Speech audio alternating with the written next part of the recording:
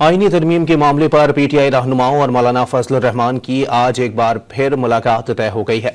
मजीद जानते हैं don news के नुमाइंदे अब्दुल्ला मोहम्मद से। जी अब्दुल्ला, मजीद बताइएगा इस मुलाकात के हवाले से। बिल्कुल, पाकिस्तान तहरीक इंसाफ और जमीयत उलमा इस्लाम के दरमियान जो मुलाकातों का और आईनी तरामीम के हवाले से मुशावरत का अमल है वो जारी है।